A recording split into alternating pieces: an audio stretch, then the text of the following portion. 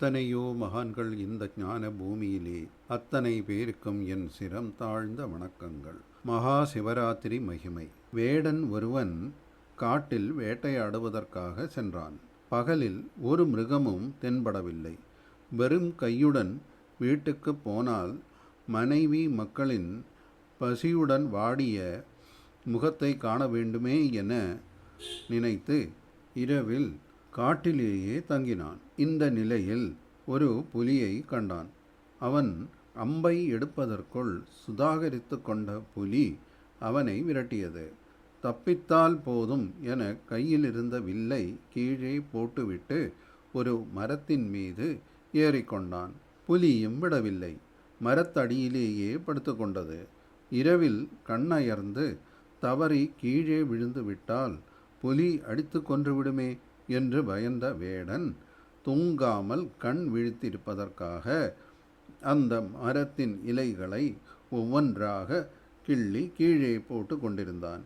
அவன் பறித்து போட்ட இலைகள் சிவலிங்கத்தின் மீது விழுந்தன. அவனது இடையில் கட்டியிருந்த சுரைப்பையில் இருந்த தண்ணீர் அவனது அசைவில் சிறிது சிறிதாக கீழே சிந்தியது. ஒரு வழியாக பொழுது விடிந்தது. புலியும் அங்கிருந்து சென்றுவிட்டது. அன்றைய தினம் வேடனின் ஆயுள் முடிந்து மரணமடைய வேண்டும் என்று விதியிருந்தது. அதன்படி யமதூதர்கள் வந்தனர். அப்போது நந்திகேஸ்வரர் அங்கு தோன்றினார். யமதூதர்களை அவனது உயிரை எடுக்கும் முயற்சியிலிருந்து தடுத்தார். நேற்று மகா சிவராத்திரி புண்ணிய காலம்.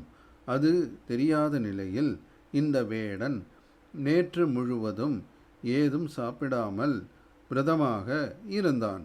இரவு முழுவதும் விழித்திருந்து வில்வ இலைகளை சிவலிங்கத்தின் மீது போட்டு கொண்டிருந்தான்.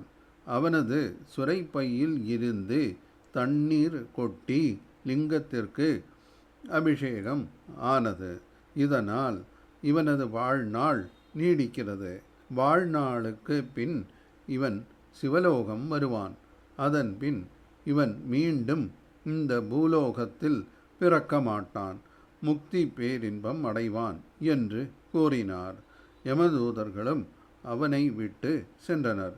இதிலிருந்து நாம் என்ன தெரிந்து கொள்ள வேண்டும் என்றால், மகா சிவராத்திரி விரதம் அனுஷ்டிப்பவர்களை யமதர்மனோ அவனது கிங்கரர்களோ அணுக மாட்டார்கள். அவர்கள் கடைசியில் சிவபதம் சென்று அடைவார்கள்.